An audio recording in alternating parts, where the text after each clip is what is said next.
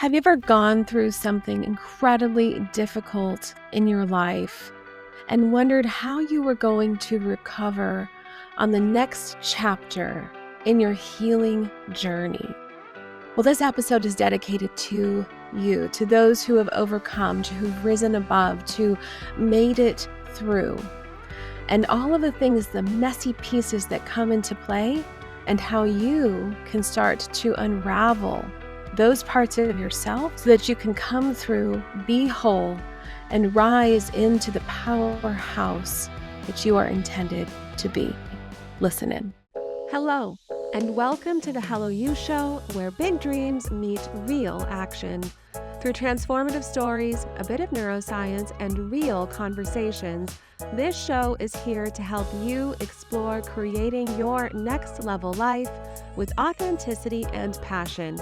I'm Jessica Rice, a design techie and former engineering leader turned vision evolution coach on a mission to help other women rise up and lead a life of purpose.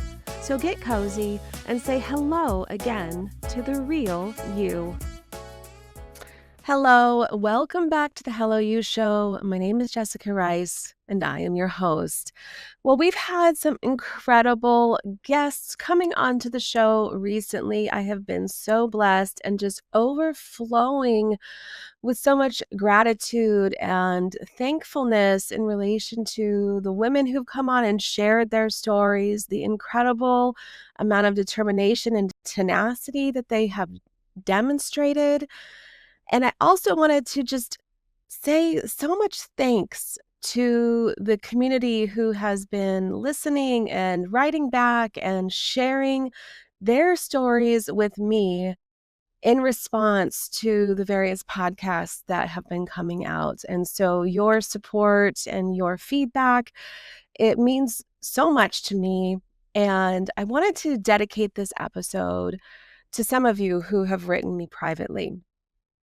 So a few episodes back, I know I shared a little bit about my story in relation to escaping domestic violence and then also overcoming a serious illness as well. And, I wanted to share a message. As you know, it took me some time to figure out what did I want to be in this new chapter of my life. And how did I want to show up? And how was I going to recover from all of the trauma that I had just experienced? And I think for many of us, that is the question. We are not sure, how do we recover? How do we move through some of these experiences with grace and gratitude and feeling healed and whole? And it took me some time. I think in some cases it will take everyone some time, and I don't know if it ever fully goes away. But when I came out of that relationship, the next key for me was to figure out how to heal. And that healing process was really messy. It took me through some big highs and some big lows, and found myself in wrong places again. I found myself in some right ones. And through all of that finding of myself, I had to discover who I was. Not the person that I thought I was, not the person that I felt someone else said I was, but me. And so when I had been in that relationship, I remember one of the things that kept me there was the incredible amount of shame that I felt in relation to things that had been happening in that relationship, shame for things that I never thought I would have done, shame for being in that relationship and having to admit that I was in a domestic violence relationship, that Jessica was experiencing this. I didn't know how to face my friends. I didn't know how to cry for help. I didn't know how to admit that this had happened or was happening to me. And even when I left, it was a huge thing to grapple with, because it never in my wildest years and ideas did I ever expect that I would be in something like this. I came from a really good background. I had a really great family. We went to church. I sang in the choir. And for all intent and purposes, I was a really good girl growing up. I just didn't know who I was. And so in finding myself early on, I looked in the wrong places. And then exiting that relationship, I still didn't know fully how to heal, how to be me, and how to own my own worth.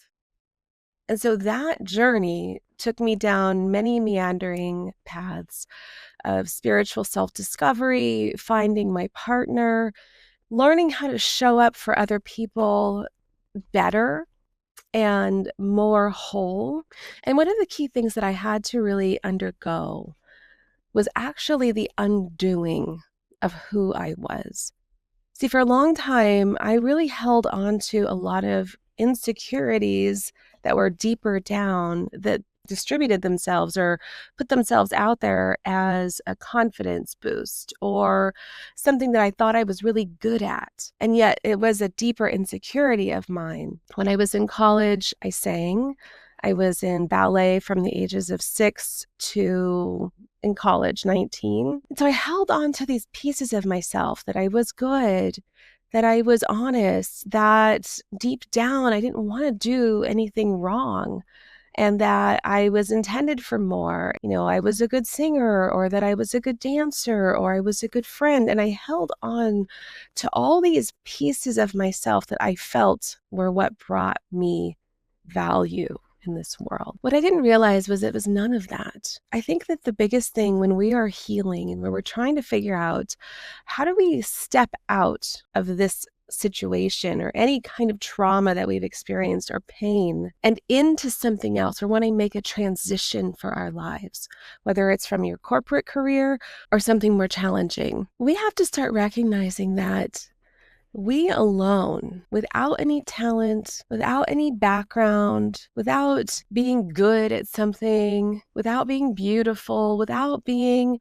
a good friend or kind or any one of those things, that none of those things matter. And you are still deserving. You are still worthy of love, of acceptance, of God's purpose in your life, and to go forth and to do incredible, amazing things. I think sometimes we have to release ourselves of all of these qualities that we feel are what hold us up and make us valuable in order for us to see our true worth, our true beauty.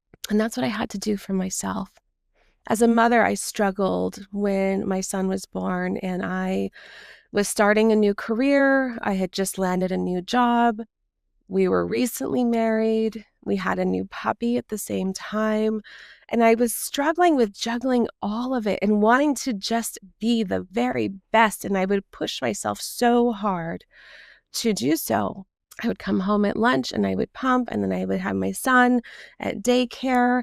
And I remember studying coding languages at the same time. At the time, it was on Udemy, which is kind of funny to me now, but I was doing all of these things up late at night. I had a young baby, right? And then I had to go back into work, and he was 2 months old, and I was trying to be everything.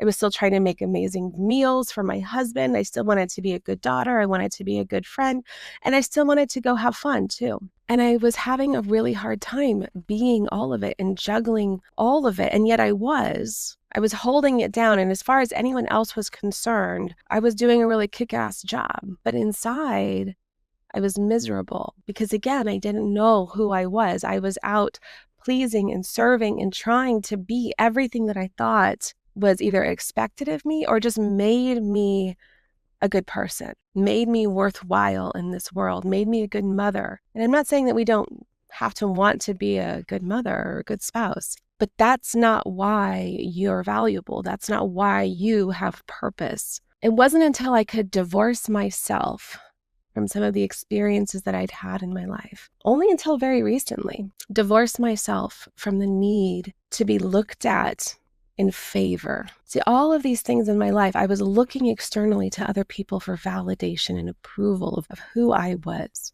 when all I needed was my own, was to recognize that God had created me and that He loved me no matter what. And for a very long time, I felt that He couldn't. How could He, given some of the things that I had done? How could He still honor me and give me favor? And the only way that I felt like I could get that favor back was to work as hard as I possibly could and to almost burn myself out. And sometimes we fall into this trap of trying to be and do everything that we think that's required of us. But in the end, we're not necessarily following our passion. We're not necessarily following that purpose that's been laid inside of us.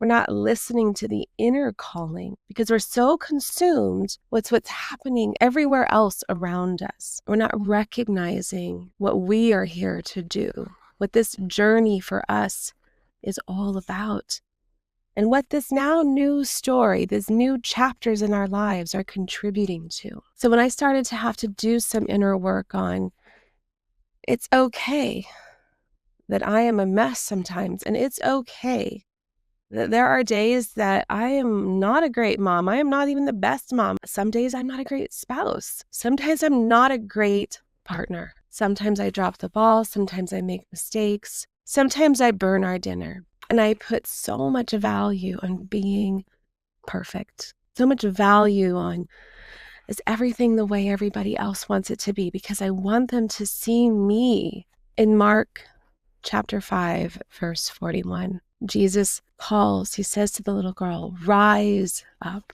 I want you to rise up because he has called you to rise up, not because you have worked so hard, not because you need to see the value and because you're worthy, because that's what he's called you to do. He already made you with that purpose. And now he's just waiting. He's waiting for you to listen, to hear his words, to step forth in courage, and to not have to wrap yourself up into all of these other things, because it's not about us at the end of the day. I don't have this podcast because I think I'm wonderful.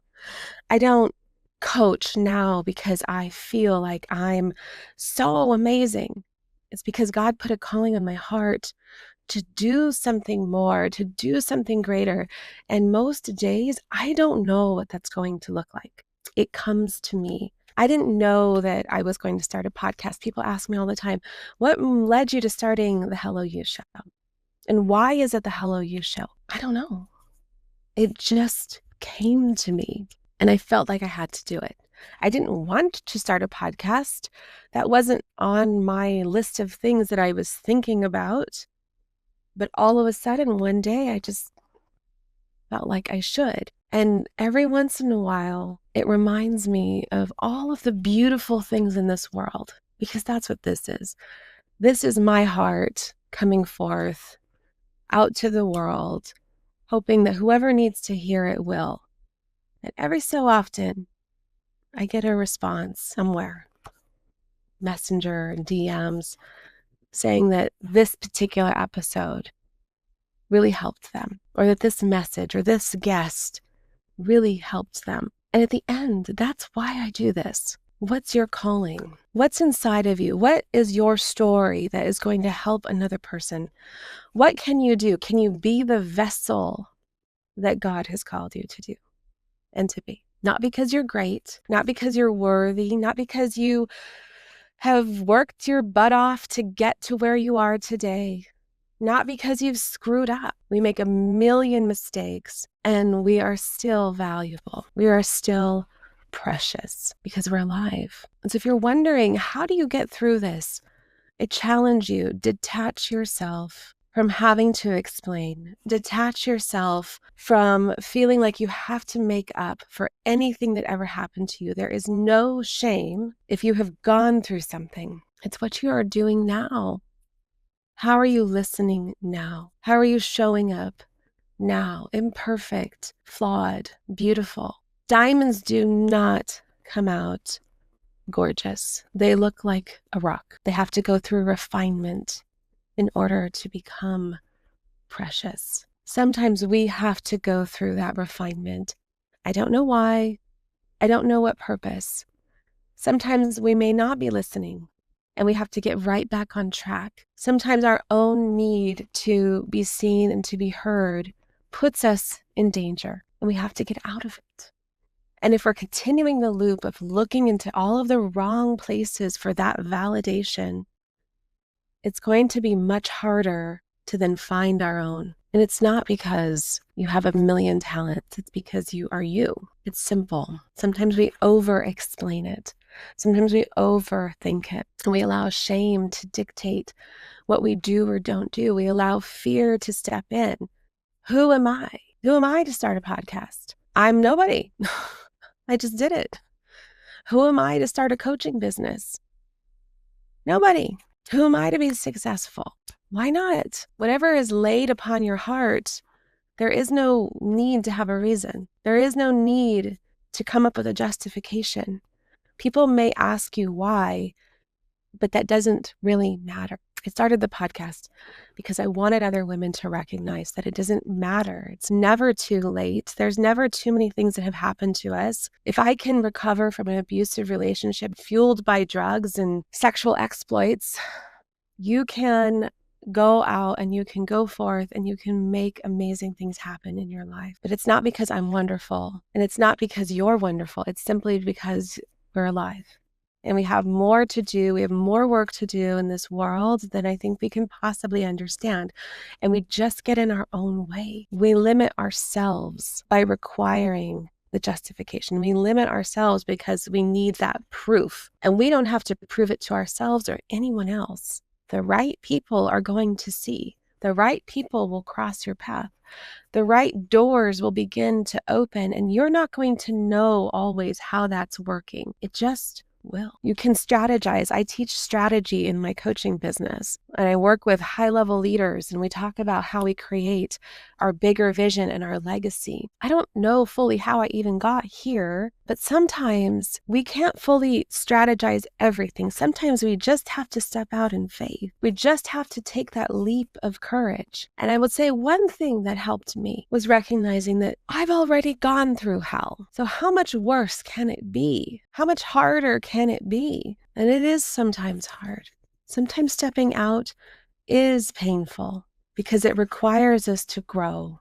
It requires us to stretch ourselves. It is not comfortable, but as we grow, it becomes easier. And as we grow, we see amazing things start happening in our lives. We were never intended to play small or to play safe. So I hope that this speaks to you in such a way where you recognize, one, you're already worthy. It doesn't matter what happened. You're already worthy, and you always have been. There is nothing that could ever happen to you in this world that would change that. And you have to have faith, and you have to have courage and conviction, because when you can step out in those ways, beautiful things will start to take place in your life that you could never foresee. If this is speaking to you and you're wanting to talk with somebody, or reach out, or share your story, you can find me at The Hello You Show.